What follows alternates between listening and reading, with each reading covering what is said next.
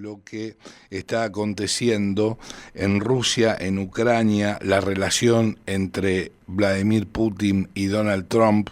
Bien, vamos a enmarcarnos en ese contexto. Tal vez salgamos un poquito de ese tema para abordar alguno en relación con China. ¿Quién te dice? Todo es posible cuando comenzamos a dialogar con un gran amigo, es un gran profesional, analista internacional. Me estoy refiriendo a mi amigo Andrés Servín. ¿Cómo estás, Andrés, querido? Bienvenido. Hola, Silvio, querido, ¿cómo andás? Bien, muy bien. ¿Vos? Muy bien, muy bien. Bueno, mejor así, mejor así. Bueno, a ver, en primer término, tenemos que, parece ser que Donald Trump se olvidó de la buena relación que tenía con Vladimir Putin, ¿no es cierto? Es más, bueno, le dijo que estaba jugando con fuego, esto a raíz de que, Vladimir Putin no se estaría dando cuenta, según Donald Trump, que si no fuera por los Estados Unidos de Norteamérica, a Rusia le pasarían muchas cosas malas a raíz de no aceptar las propuestas para llegar a un acuerdo de paso, de diálogo por lo menos, entre Rusia y Ucrania. Comentanos cuál es tu mirada al respecto y bueno, te pido que vayas un poquito más allá. Bueno, lo que está sucediendo me parece es que Trump obviamente está un poco cansado de que no resulte su propuesta de que en 24 horas iba a finalizar la guerra en Ucrania. Y obviamente eso... Ironía aparte, ¿no? Ironía de por medio, digo. Sí. Eso lo debe irritar hasta cierto punto, pensando que él ha hecho una gran apuesta en que su amigo, antes declarado amigo Putin, iba a facilitar las cosas, pero yo creo que en ese sentido Putin tiene una perspectiva distinta. Primero que no dejarse presionar en términos de cómo quieren llegar a algún tipo de acuerdo para establecer la paz, y segundo que sí quiere mantener una posición muy firme desde Rusia con respecto a que lo que estaba pidiendo Rusia en cualquier acuerdo de paz se siga sosteniendo, es decir, que Ucrania no entre en la OTAN, que haya garantías de que no se sigan militarizando y que los territorios que ya han sido ocupados por Rusia en realidad son territorios rusos parlantes, y eso también fue motivo en su momento de conflicto, sigan siendo parte de Rusia, porque de hecho ya se han adherido a Rusia, ¿no? Donetsk, Lugansk y las otras dos regiones. Entonces, como así también lo ha hecho Crimea. Entonces, en este contexto hay un forcejeo con respecto a los tiempos, porque en el interín también Putin está aprovechando para avanzar lo más posible en términos de desmoralizar al máximo a la población ucraniana, y ya hay síntomas de que la gente ya está muy saturada de la guerra y está comprendiendo que hay una asimetría muy grande entre Ucrania y Rusia, Sí. y que es muy difícil que ganen una guerra con Rusia. Entonces, aquí es donde empieza el punto de inflexión para ver cómo se produce la negociación a favor de Rusia. Ahora, perdóname que te interrumpa un segundo, porque sí. además Trump dio a entender, si es que no lo hizo textualmente, entiendo que sí, que estas cosas malas que le pueden pasar a Rusia pueden llegar a tener que ver con una tercera guerra mundial. Lo realmente malo es la tercera guerra mundial, ha respondido a las críticas de Donald Trump, en este caso Medvedev, exactamente, el ex presidente ruso, ¿no es cierto? Sí, pero que es uno de los más radicales en términos de la posición de que hay que ganar la guerra con Ucrania. Sí, es absolutamente cierto. Lo que pasa es que la amenaza de una posible tercera guerra mundial no responde solamente a que Rusia se mantenga firme en sus posiciones, sino también responde a que se siga avanzando en términos del apoyo a Ucrania y eventualmente el uso de Ucrania como un proxy para enfrentar y debilitar a Rusia. En este momento la discusión entre los países europeos de incrementar el alcance permitido del uso de misiles balísticos por parte de Ucrania bueno, es un elemento que hace pensar que Rusia en esto siempre juega si ustedes hacen esto, nosotros hacemos algo. Y si ustedes vuelven a hacer una cosa que nos afecta, nosotros también vamos a hacer algo. Es una escalada, ¿no es cierto? Claro, Se da una escalada fenomenal en ese caso. Claro, pero en este momento lo que hay que tener en cuenta también que por otro lado, frente a esta eventual, sabemos la escalada, lo que sí también ha anunciado el ministro de Relaciones Exteriores de Rusia, Lavrov, que están dispuestos a sentarse nuevamente con Ucrania el 2 de junio, con el mismo equipo de negociadores, a ver cómo se avanza en un acuerdo de paz. Esto en Turquía sería, ¿verdad? Sería nuevamente en Estambul, y bueno, ahora vamos a ver cómo se desenvuelven las cosas a raíz de esto, porque aquí hay una oferta muy concreta. Lo que pasa es que es muy difícil que Ucrania, si sigue manteniendo todo el apoyo que ha tenido hasta ahora y se incrementa ese apoyo por parte de los europeos en particular. Y fundamentalmente Alemania, ¿no es cierto? Claro. Zelensky esté dispuesto a aceptar las condiciones que están planteando los rusos. Habrá que ver cómo en la mesa de negociaciones cómo se puede llegar a algún tipo de puntos en común que permitan establecer no solo un cese al fuego, que ya está muy claro que Rusia no quiere un cese al fuego de 30 días, sino que un cese al fuego más permanente, de tal manera que se articule con un acuerdo de paz. Entonces, lo que pasa es que los ánimos se están caldeando, yo creo que de lado y lado, por eso la relación a la Tercera Guerra Mundial no es una cosa... Y me parece que muy fuerte, esta advertencia por parte de Donald Trump. La advertencia la hizo Medvedev, que podían llegar a la tercera. No, pero en rigor, esto que, a ver, yo entiendo, si no leí mal, es que cuando Donald Trump se refería a que si no fuera por él, ¿sí? Ya le habrían pasado muchas cosas y muy malas a Rusia, y quiero decir muy malas, entiendo que también se refirió a la posibilidad de una tercera guerra mundial, o fue la respuesta de Medvedev. A Medvedev. Medvedev, ahí está, qué difícil, a mí me cuesta mucho, vos porque tenés muchos años en torno al estudio con Rusia, bueno, sabés pronunciar bien los apellidos, todo, a mí se me complica. Bueno, hablo ruso, eso me facilita. Bueno, ya está.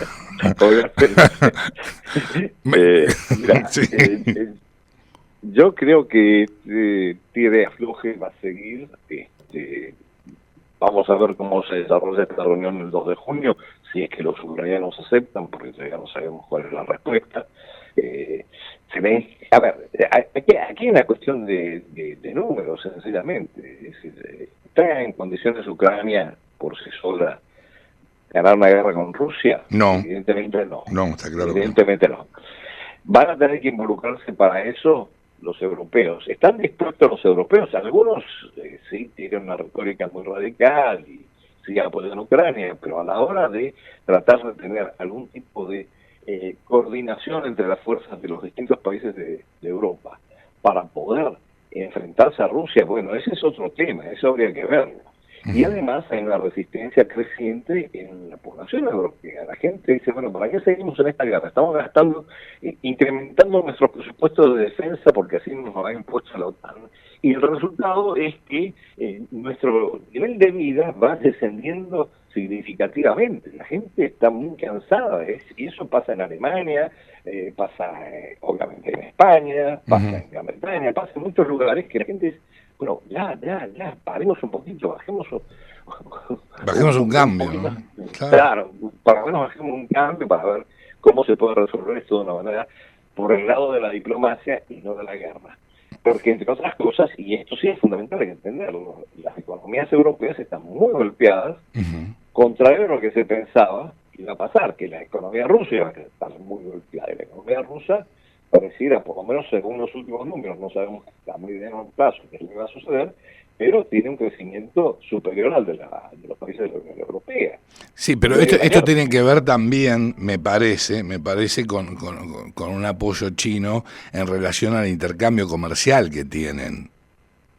Bueno, pero esto lo han construido los rusos, lo vienen construyendo con los chinos sí, hace 20 años. sí, eso está Entonces, claro, eso no, está claro. no era ninguna sorpresa. Si las cosas se ponían muy feas con Europa, que sí era un socio comercial muy importante, bueno, Rusia reorientaba hacia Asia, y particularmente hacia China, gran parte de su comercio, que ya ha pasado. Y la otra cosa es que la guerra ha generado una economía de guerra que también impulsa a la economía como tal en Rusia. Entonces, yo creo que todos los cálculos que se hicieron desde Occidente están más encaminados a partir del momento en que no han previsto que seguir expandiendo la OTAN y la amenaza de que Ucrania, eventualmente Georgia en su momento, y ya sabemos lo que pasó en el 2008, entrar en la OTAN es una cosa que es inadmisible para el Kremlin. Está claro. Ahora, lo que yo no tengo claro, ¿sí? Es cuál es el apoyo, ¿sí?, económico en relación a la cuestión armamentística que hoy por hoy le está brindando o no Estados Unidos a Ucrania. Bueno, aparentemente, por lo menos, hay una reducción sustancial, por lo menos eso es lo que se pone en las declaraciones. Yo no tengo números al respecto como para decirlo con certeza. Pero ¿existe el mismo apoyo de Estados Unidos que claro, cuando estaba Biden, digo, que por estos tiempos Biden, por eso Biden metió a último momento, antes de salir de la presidencia, una serie de medidas para incrementar el apoyo financiero y eventualmente el apoyo militar a Ucrania, sabiendo que probablemente esto se iba a revertir o por lo menos se iba a paralizar con Trump. Pero bueno, la situación es esta, que en este momento los socios más aguerridos que empujan a Ucrania a seguir con la guerra son principalmente los europeos. Y la expectativa de Trump quiere aparecer al final de su periodo, por lo menos, como un pacificador. Un amigo mío dice que está esperando el premio Nobel de la Paz. Vos sabés que yo iba a hacer referencia a ese punto, precisamente. Sí, iba a hacer referencia a ese punto. Hace 2 programas hicimos dice una entrevista en un amigo mío, Mariano Aguirre, y yo justamente planteaba que todo esto de apaciguar la situación en Ucrania, en Medio Oriente, más allá de que apunta también a poder concentrarse en el conflicto con China, tiene que ver también con cierta aspiración narcisista de Trump de que le den el premio de la paz. Bueno, no sé hasta qué punto eso es cierto, pero bueno, está planteado. Ahora, lo cierto es que no le está saliendo muy bien la jugada en Ucrania, porque yo creo que hay un mal cálculo con respecto hasta dónde pueden, si es que van a ceder algo los rusos, porque por lo que estamos viendo hasta ahora no han cedido. Y no han cedido absolutamente nada, te digo. Absolutamente nada. Bueno, lo propio Zelensky. Tampoco Zelensky, la diferencia es que los costos, en términos de vidas humanas y en términos de destrucción en general de Ucrania, son muchísimo más altos para Zelensky. Y Zelensky también tiene, por lo que yo he escuchado, he leído, crecientes presiones internas para que se llegue a algún tipo de acuerdo. Pero Zelensky sí se apoya muchísimo en esta posición muy aguerrida de los países europeos, particularmente los que antes estaban en la órbita soviética, ¿no? Polonia, por ejemplo, los países bálticos.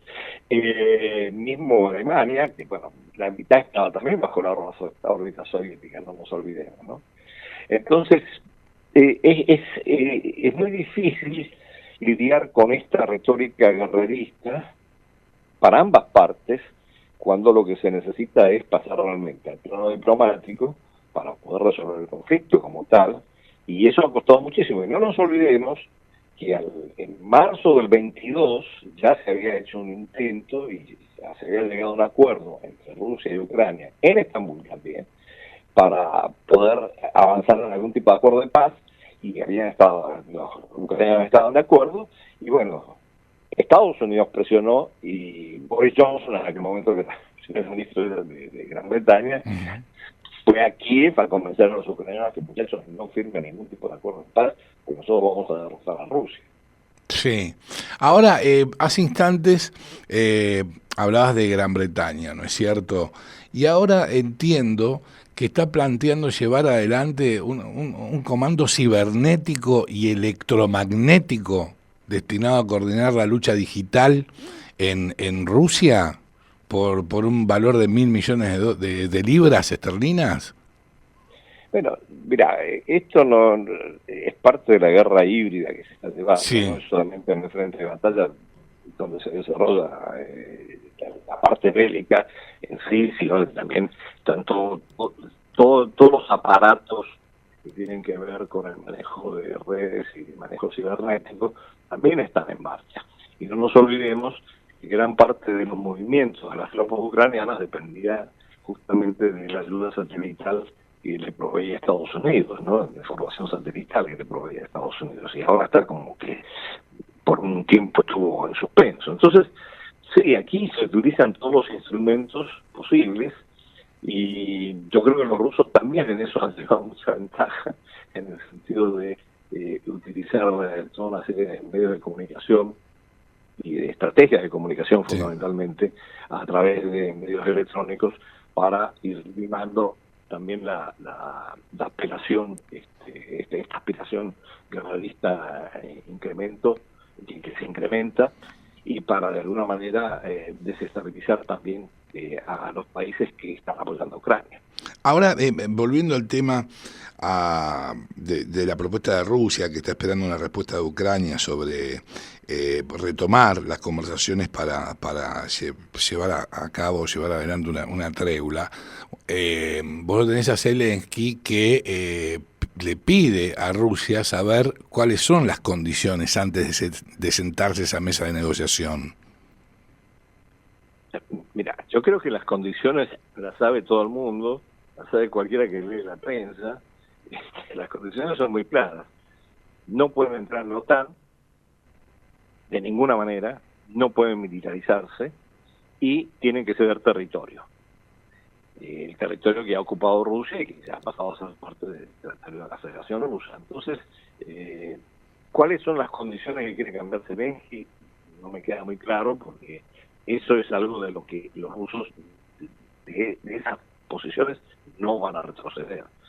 Y en ese contexto es muy difícil pensar que Ucrania tenga la posibilidad de establecer algún tipo de condiciones.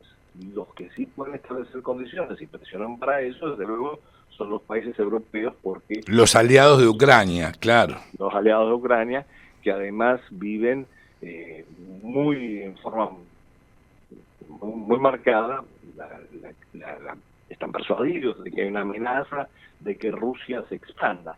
Y en eso sí Trump es, espero que siga siendo, mucho más sensato, en el sentido de decir, bueno, miren, las grandes potencias tienen que tener sus áreas de influencia y eso tenemos que reconocérselo. De la misma manera que nosotros en Estados Unidos tenemos nuestra área de influencia, no solamente sobre América Latina, entre comillas el patio trasero, sino también hacia Canadá, Groenlandia y eventualmente el Ártico, que va a ser un punto de conflicto en algún momento muy importante, porque también está metido en Rusia. Sí, Rusia está. Sí. Entonces, de la misma manera, bueno, Rusia debería tener su propia área de influencia y que se la respete para que no generar este tipo de conflictos. A ver, ¿se podrá llegar a eso? No sé. La situación es muy compleja, lo que pasa es que a la vez se multiplican los focos de conflicto. Gaza es una cosa terrible lo que está pasando en Gaza, sí. Con repercusiones en todo Medio Oriente, hace muy difícil pensar en estabilizar la situación, y mientras tanto Trump sigue preocupándose en el fondo, más que nada, por lo que pase con China, porque hay ejercicios militares entre Estados Unidos y Filipinas, hay una denuncia de que China ha invadido el espacio aéreo japonés, de Taiwán, y que está movilizando sus barcos en el mar meridional de la China.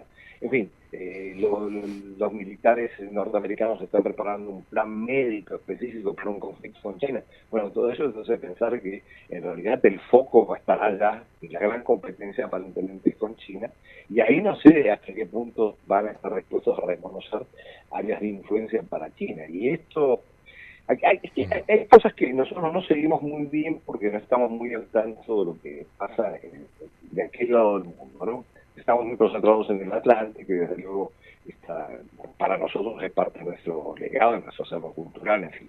Pero ahora el lunes hubo una reunión de la Asociación de Estados del Sudeste Asiático, cumbre, donde por primera vez la ASEAN, que se ha mantenido en un equilibrio entre su relación con China y con Estados Unidos, ha invitado a China y a la cooperación del Golfo, la Agencia de Cooperación del Golfo, la cooperación del Golfo, de los países árabes, ¿no? Lo cual es un síntoma de que, bueno, también en esa zona hay sensibilidades despiertas, ¿no? Muy preocupadas por un posible conflicto que se traslada al Indo-Pacífico entre Estados Unidos y China, ¿no? Sí.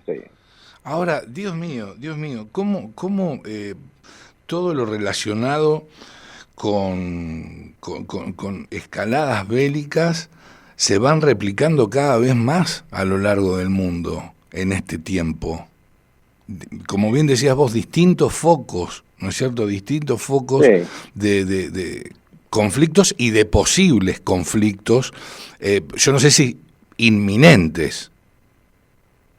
Mirá, lo que pasa es que la impresión es que, perdóname, pero me parece que hay eco, ¿no? No, yo no lo tengo, ¿vos lo sentís? Bueno, sí, yo siento eco. No, es re incómodo. A ver si podemos solucionar el tema. Sí. Cuando vos hablas, ¿te escuchás? Recién, ahora ya no. Ah, buenísimo. Genial. Sí, porque no, es imposible mantener un diálogo así. Sí. No, lo que decía es que después del fin de la Guerra Fría, ¿no? La implosión de la Unión Soviética, había como la persuasión en Occidente que, bueno, ahora vamos a vivir una era de globalización que va a favorecer al Occidente, vamos a mantener el estado de bienestar social, vamos a vivir tranquilos, vamos a vivir en paz, pero hay cosas que se vienen arrastrando históricamente que iban a explotar en algún momento, y además yo creo que había un mal cálculo con respecto a que realmente Rusia estaba acabada, y no estaba acabada. Y no solo Rusia no estaba acabada, sino que China estaba creciendo, y da la casualidad que las dos, desde hace 20 años, se están juntando, están coordinando, están cooperando, y no solamente desde el punto de vista económico, sino, bueno, ellos han hecho un gran trabajo entre los dos países, y esto es muy importante porque también se pierde de vista, en crear un entramado institucional en todo lo que es Eurasia, de organismos, empezando por la Organización de Cooperación de Shanghái, que de alguna manera responden al tándem Rusia-China, ¿no? Está clarísimo. Andrés, te agradezco infinitamente, pero antes de despedirte, me gustaría que en una frase, vos sos un experto, así que lo podés hacer tranquilamente, no te estoy pidiendo un imposible para vos, por lo menos. Si me lo pedirías a mí, Madre Santa, saldría corriendo. Pero digo... Bueno, no te confíes tanto. No, sí, te tengo fe. Te tengo fe, Andrés, querido. Bien, ¿con qué frase resumirías la situación, bien digo, actual que se está viviendo entre Donald Trump y Vladimir Putin, ¿sí? Entre Donald Trump y Vladimir Putin en relación a la guerra en Ucrania? De destino incierto. Es decir, que la relación entre ambos presidentes es de destino incierto. Es de destino incierto no por el lado de Putin, que las tiene muy claras, sino que todos sabemos la impredictabilidad, para decirlo de alguna manera, ¿no? Impredecible, sí. en algunas cosas, ¿no?